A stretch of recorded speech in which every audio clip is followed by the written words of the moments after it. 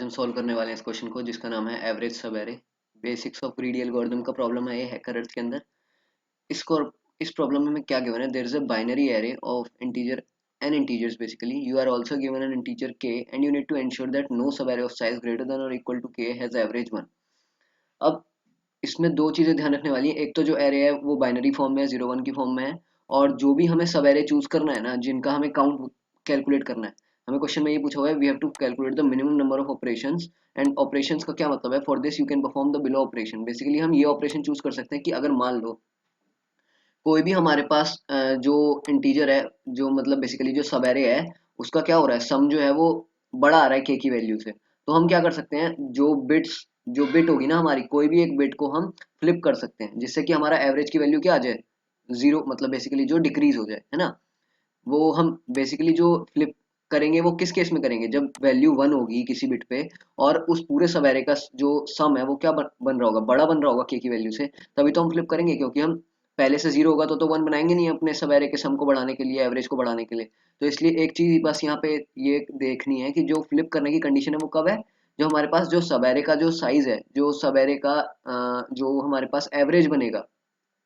वो क्या बनेगा, के की वैल्यू से बड़ा बनेगा, ठीक है। या तो हाँ बेसिकली हाँ, उससे अगर to ensure that no sub array of size greater than और इक्वल टू के, मतलब अगर बराबर भी बन जाता है तो भी हमें क्या करना है, फ्लिप करना है कोई किसी एक बिट को, जिससे कि हमारे पास जो एवरेज है वो क्या बन जाए, वो के से छोटा ही बने, बड़ा या उसके बराबर भी ना बने, ठीक है। तो हमें ऐसी मतलब वैल्यूज बतानी है बेसिकली, कितने नंबर ऑफ ऑपरेशंस करने पड़ेंगे, कितने बार हमें बिट्स को फ्लिप करना पड़ेगा, कितनी पोजीशंस को फ्लिप करना पड़ेगा, जिससे कि हमारे पास क्या आ जाए, जितने भी हमारे पास मतलब सब एरे हैं उन सबका साइज क्या बन जाए, वो सबका जो हमारे पास एवरेज है वो क्या बन जाए, के की वैल्यू से छोटा बन जाए। तो चलते हैं अपने इनपुट्स की तरफ, देखते हैं। सबसे पहले हमारे पास नंबर ऑफ टेस्ट केसेस सबसे टॉप लाइन पे है, फिर ये हमारे पास एन और के की वैल्यू है, और ये हमारे पास एरे गिवन है यहाँ पे। अब इस एरे में अगर हम देखते हैं तो इस एरे में सारी की सारी वैल्यूज क्या है, वन है। तो अगर जैसे हमारे पास यहाँ के की वैल्यू 5 गिवन है, तो के की वैल्यू 5 का क्या मतलब है, हमारे पास कोई भी ऐसा सब एरे नहीं बनना चाहिए जिसका एवरेज क्या हो, या तो 5 के बराबर आ जाए या तो 5 से बड़ा आ जाए। तो अब 5 से बड़ा तो नहीं आ सकता इस केस में, क्योंकि जो सब जो पूरा का पूरा एरे है वो तो 5 साइज का ही है ना। तो 5 साइज में क्योंकि बाइनरी एरे है ना, तो बाइनरी एरे में तो जितने बेसिकली जो n की वैल्यू होगी वही उसका मैक्सिमम सम हो सकता है, अगर सबकी वैल्यू वन भी हो जाए तो इस केस में मैक्सिमम जो सम है वही 5 आने वाला है, तो एवरेज तो उससे कम ही आएगा। तो एवरेज कितना आएगा इस केस में, वन आएगा। लेकिन हमें यहाँ पे ये बताना है कि कितनी बेसिकली ऐसी वैल्यूज हैं जिनका जो हमारे पास no sub array of size greater than और इक्वल टू के हैज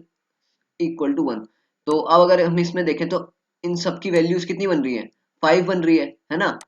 तो अब यहाँ पे इसने बोला है कि हमें 5 से छोटी वैल्यूज ही चाहिए, 5 से बड़ी भी नहीं होनी चाहिए किसी की, ना उसके बराबर होनी चाहिए। तो यहाँ पे तो बराबर हो रही है, तो हम क्या कर सकते हैं, किसी भी एक बिट की वैल्यू को क्या करेंगे, जीरो कर देंगे इस केस में। क्योंकि अगर हम किसी भी एक बिट को जीरो कर दें, मान लो फर्स्ट को कर दिया, तो भी हमारे पास 4 वन होंगे, और पूरे के पूरे सवेरे का जो हमारे पास सम बनेगा वो कितना बनेगा, 4 ही बनेगा उस केस में, है ना। एंड तो हमें यही इंश्योर करना था, we need to ensure that no sub array of size greater than equal to K has average one, ठीक है। तो एवरेज वन बनाना है,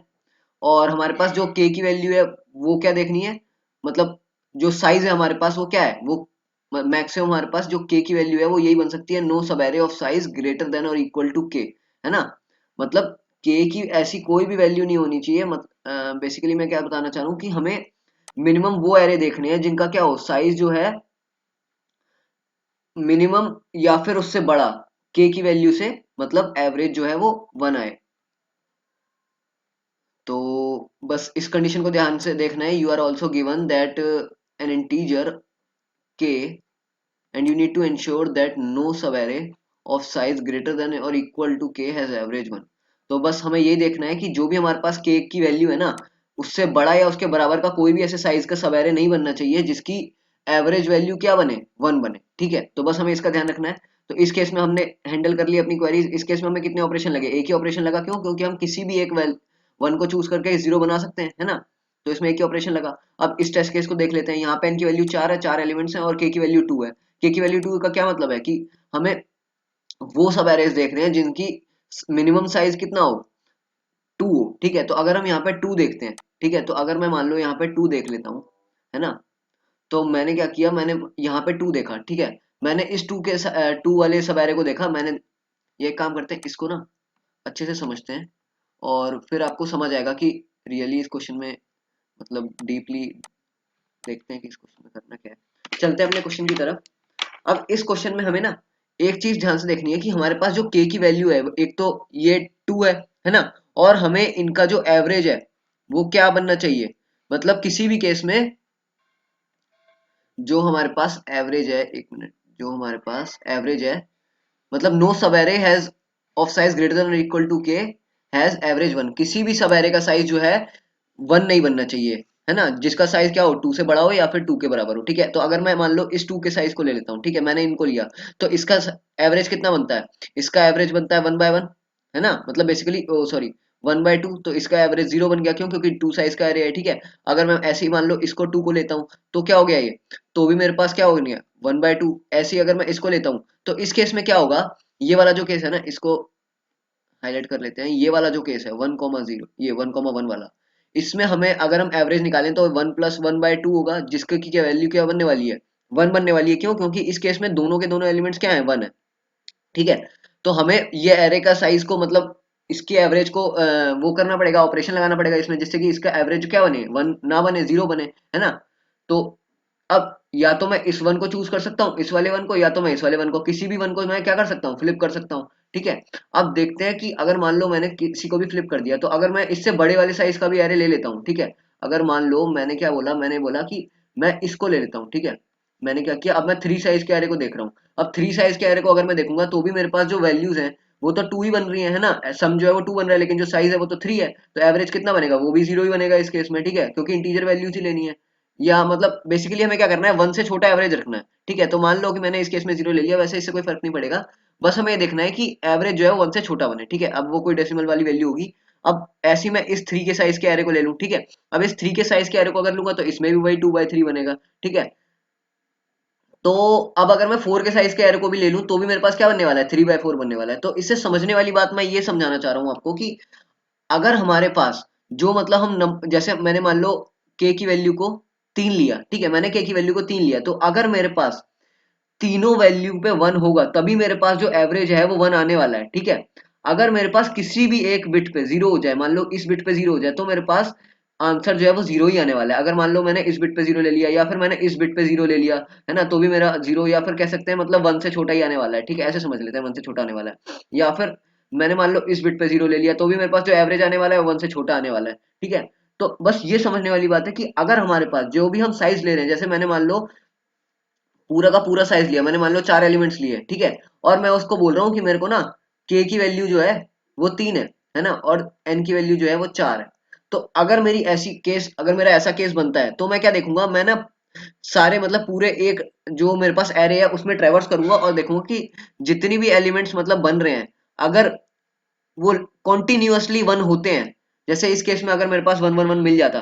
तो मैं बोलता कि इनका जो एरे है वो क्या बनने वाला है, इनका जो एवरेज है वो क्या बनने वाला है, 1 बनने वाला है। लेकिन अगर किसी भी केस में 0 हो जाता है ना, तो मैं उसको बोल दूंगा कि मेरा उसी केस में वहीं से ही मेरा आंसर जो है वो 0 स्टार्ट हो जाएगा। क्यों? क्योंकि अगर मान लो मेरा आगे 1 मिल भी गया तो भी वो क्या होगा, वो एवरेज तो मेरे को 1 देने नहीं वाला, वो तो 1 से छोटा ही देने वाला है। क्यों? क्योंकि साइज मेरा बढ़ गया, लेकिन मेरी वैल्यू जो है, जो ऊपर सम है, वो तो छोटा ही रह गया ना, नीचे वाले एवरेज, बेसिकली जो नीचे वाला साइज का डिनोमिनेटर है उससे। तो बस एक हमें मतलब ये समझने वाली बात है कि अगर हमारे पास 1 आता है ना, तो ही हमारे पास जो एवरेज है वो 1 बनेगा। और अगर हमारे पास किसी भी एक बिट पे, ये मैं बिट पोजीशन की बात कर रहा हूँ, बिट पोजीशन पे, है ना, बिट पोजीशन पे वैल्यूज, बिट पोजीशन वैल्यूज की बात कर रहा हूँ, अगर मेरे पास बिट पोजीशन पे वैल्यू पे अगर 1 है तो ही मेरा पॉसिबल केस में वो एवरेज 1 बना सकता है ना। अगर मेरे पास किसी भी केस में मान लो 0 आ जाता है वो, तो मैं क्या करूंगा, वहीं पे ही अपना जो सम है उसको 0 डिक्लेयर कर दूंगा। क्यों? क्योंकि मेरा जो अब आगे 1 आने वाला है ना, वो भी मेरा क्या होगा, वो भी मेरा आंसर तो एवरेज तो मेरा 1 देने नहीं वाला, उससे छोटा ही देने वाला है। ठीक है, तो इसका बस ध्यान रखना है। और जो भी मतलब जैसे मान लो अब 0 यहाँ आ गया, ठीक है, अब मैं अब आगे वाली जो वैल्यूज लूंगा फिर मैं उनमें सम मतलब इंक्रीमेंट करता जाऊंगा, सम को 2 बना दूंगा यहाँ पे। ठीक है, तो बस हमें यही चीज ध्यान रखनी है कि एक तो जहां पे 1 मिलता जा रहा है उसको सम में ऐड करते जाओ, है ना। सम क्या है, बेसिकली मैं उसको न्यूमरेटर में ऐड कराता जा रहा हूँ अपने एवरेज के लिए, है ना। मैंने मान लो सम में प्लस प्लस कर दिया, और फिर मैं चेक कर रहा हूँ कि क्या ये जो सम की वैल्यू है क्या ये के बराबर है। क्योंकि अगर मान लो मेरा साइज इस केस में 2 था, है ना, और मेरे पास ये जो दो एलिमेंट्स हैं कंटिन्यूअसली मेरे को 1 दे रहे हैं, यानी कि इनका जो सम है वो 2 बन रहा है ना, तभी मेरे पास जो एवरेज है वो क्या बनेगा, 1 बनेगा। तो अगर मेरे पास सम प्लस प्लस करके कंटिन्यूअसली मेरे पास जो के की वैल्यू बन जाती है ऐसी, तो मैं क्या करूंगा, तो मैं उसको बोल दूंगा कि ये मेरा एक पर्टिकुलर एक आंसर है, उसमें मेरा इंक्रीमेंट कर दो, है ना, इसको ऐसे नहीं ऐसे, ठीक है, मतलब ये मैं कह दूंगा कि मेरे आंसर में इंक्रीमेंट हो गया। और वापस से मैं एक चीज और ध्यान रखूंगा कि अब मेरे पास ये तो इंक्रीमेंट हो गया है ना, अब मेरे को अपने सम को भी तो डिक्रीज करना है, क्यों, क्योंकि मेरे के की वैल्यू तो 2 ही थी, है ना, अब मेरे को नेक्स्ट साइज का एरे लेना है। तो मैं नेक्स्ट साइज के एरे लेने के लिए अब मैं वापस से सम को 0 भी तो करूंगा, ताकि मैं नेक्स्ट साइज के एरे को ले सकूं। अब नेक्स्ट साइज के एरे, क्योंकि मेरे अभी मैं अभी इस इंडेक्स पे था, अब मैं इस इंडेक्स पे जाऊंगा, है ना, तो अब मैं वापस से इसके लिए चेक करूंगा कि क्या ये वाले को इंक्लूड करके और फिर नेक्स्ट वाले को इंक्लूड करके क्या मेरे पास जो वैल्यू है वो 1 आ रही है। अगर मान लो मेरे पास वो वैल्यू वैल्यू यहाँ पे 0 होती, ठीक है, तो मैं चेक कर लेता कि जो मेरी नेक्स्ट वैल्यू है वो तो 0 है ना, तो ये वाला जो है ये तो एक कंडीशन हो गई, ये इफ कंडीशन हो गई। अगर जो मेरे पास मान लो जो मेरे पास ये ए ऑफ आई है अगर वो 1 होता, ठीक है, और अगर दूसरी कंडीशन होती, एल्स की कंडीशन होती, तो मैं क्या बोलता, एल्स केस में क्या होगा कि अगर मेरे पास यहाँ पे 0 आ गया ना, तो उसी टाइम इंस्टेंटली क्या कर दो, सम को 0 डिक्लेयर कर दो, और कुछ करना ही नहीं है, क्योंकि आंसर में तो इंक्रीमेंट होगा नहीं हमारा। क्यों, क्योंकि अगर मान लो यहाँ पे 0 आ गया, है ना, तो आगे कोई वैल्यू, अगर मान लो के की वैल्यू 5 भी होती, तो मैं आगे अगर चेक करता भी रहता, तो भी वो एवरेज तो 1 देने नहीं वाला था 5 मतलब साइज तक के लिए, है ना, या उससे बड़े के लिए, अगर मैं यहाँ से स्टार्ट करता तो, है ना। तो अगर आई की वैल्यू यहाँ पे है तो उस केस में मेरे पास सम तो 0 हो जाएगा उस केस में डायरेक्ट, क्यों, क्योंकि मेरे पास उस बिट पे 0 आ गया। तो ये हमने समझना है कि अगर सम 0 आ गया तो वापस से हम फिर क्या करेंगे, नेक्स्ट वैल्यू पे जाएंगे और फिर यहाँ के लिए चेक करेंगे, ठीक है। तो बस ये हमारे पास इसमें normal see if else condition लगानी थी, और एक ही अप्रोच समझनी थी हमें, जो कि क्या है, जो हमारे पास इस क्वेश्चन को क्या कर देगी, ऑर्डर ऑफ एन में सॉल्व कर देगी। और वो हमारे पास क्यों रिक्वायर्ड है, क्यों, क्योंकि हमारे पास जो कंस्ट्रेंट्स है ना इस केस में वो 10⁻6 तक जा रहे हैं, जो कि क्या है, काफी बड़े हैं, जो जिसमें कि हमारी brute force approach, n square approach तो लग नहीं पाएगी, है ना। तो इसलिए हमें यहाँ पे ऑप्टिमाइज्ड अप्रोच का यूज करना पड़ेगा। अब चलते हैं अपने टेस्ट केस की तरफ, देखते हैं यहाँ पे सबसे पहले नंबर ऑफ टेस्ट केस ले लिया हमने, ठीक है, फिर एन और के की वैल्यू इनपुट करा ली, एरे को इनपुट ले लिया। फिर मैंने क्या किया, मैंने जैसे ही एरे को इनपुट लिया ना, मैंने बोला कि अब चेक करो कि जैसे मान लो मैंने एक सिंगल लूप ट्रेवर्सल लगाया, मैंने चेक किया कि अगर मान लो किसी भी एरे पे किसी भी पोजीशन पे मेरा जो है बिट की वैल्यू 0 हो जाती है, ठीक है, अगर मेरी किसी भी वैल्यू पे किसी भी वैल्यू 0 हो जाती है, कोई भी वैल्यू, तो उस केस में इंस्टेंटली सम को 0 डिक्लेयर कर दो। ये मैंने समझाया था, क्यों, क्योंकि अगर मेरी स्टार्टिंग पोजीशंस पे ही 0 हो जाती है ना, मतलब एक बारी दोबारा समझा देता हूँ अगर आपको नहीं समझ आया तो, अगर मेरी स्टार्टिंग पोजीशन पे ही 0 हो जाती है, तो मैं क्या बोल दूंगा, अगर मेरी स्टार्टिंग पोजीशन पे, जैसे मान लो मेरा आई यहाँ पे है, ठीक है, मैंने बोला मेरा आई जो है वो यहाँ पे है, अगर मेरा स्टार्टिंग ही 0 से हो रही है, तो मेरा आगे जाके कोई भी केस ऐसा नहीं बनेगा जिसमें कि मेरा एवरेज 1 बन जाए स्टार्टिंग फ्रॉम दिस। के की वैल्यू मेरी चाहे जो भी हो, है ना, के की वैल्यू मेरी मान लो 3 हो 4 हो कुछ भी हो, अगर मैं 3 और 4 कुछ भी ले रहा हूं तो मेरे जो डिनोमिनेटर है वो तो साइज के अकॉर्डिंग बढ़ता जाएगा के की वैल्यू को, है ना, लेकिन जो मेरा न्यूमरेटर है उसमें तो एक कम हो गया ना मेरा, तो वो तो हमेशा 5 से छोटा ही आएगा, लेस देन 5 आएगा वो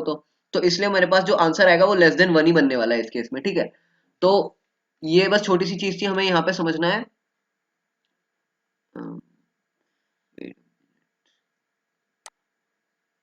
इसको क्या हो गया, हाँ, तो ये हमने समझ लिया यहाँ पे कि ये हमारे पास सम जो है वो 0 क्यों लिखा हमने, सम 0 इसलिए लिखा क्योंकि अगर मान लो स्टार्टिंग में 0 आ गया तो आगे चेक करने की जरूरत ही नहीं है, फिर हम नेक्स्ट इंडेक्स से स्टार्ट करेंगे, तो नेक्स्ट इंडेक्स से अगर स्टार्ट करेंगे ना, और अगर वो 1 होता है तो हम क्या करेंगे, अपने सम में इंक्रीमेंट करेंगे, क्योंकि उसका जो साइज है वो आगे जाके इंक्रीमेंट कर सकता है ना। तो ये हमने क्या किया, सम को इंक्रीमेंट कर दिया, और फिर चेक किया सम को इंक्रीमेंट करने के बाद कि क्या ये वैल्यू जो है के बराबर है, क्योंकि अगर के बराबर हो जाती है किसी भी केस में, तो इसका मतलब ये है कि वो जो सम बना है वो कॉन्टिन्यूअस 1 से ही बना है ना, कॉन्टिन्यूअस 1 से ही बनेगा, तभी तो सम जो है के वैल्यू बराबर 1 होगा। क्यों, अगर बीच में कोई भी 0 बन जाता तो हम उस टाइम पे ही डिक्लेयर कर दे कि सम की वैल्यू 0 है ना। तो इसलिए अगर ये जो सम बराबर के बना है तो वो कॉन्टिन्यूअस 1 से ही बना है, और कॉन्टिन्यूअस 1 से बना है इसका मतलब वो के की साइज में कॉन्टिन्यूअस 1 आ रहे हैं, तभी तो ये के बराबर बना है ना। तो इसलिए वो एक आंसर में इंक्रीमेंट हो जाएगा, और फिर हम वापस से सम को 0 कर देंगे नेक्स्ट लूप के लिए, ठीक है, नेक्स्ट रिवर्सल के लिए। तो बस यही करना था हमें इस क्वेश्चन में। तो इसमें बस देखने वाली बात यही है छोटी सी, कि एक तो हमें इनका कंस्ट्रेंट्स का ध्यान रखना है, तो हमें एक ऑप्टिमाइज्ड अप्रोच लगानी है जो कि एक n log n या फिर n तक हो सकती है, और हमें इसमें ये जो हमारे पास जीरो वाली कंडीशन थी ना, इसको बस ध्यान से ऑप्टिमाइज करना था, इसको लॉजिक लगाना था इसका कि इसको हम कैसे हैंडल कर सकते हैं। And thank you.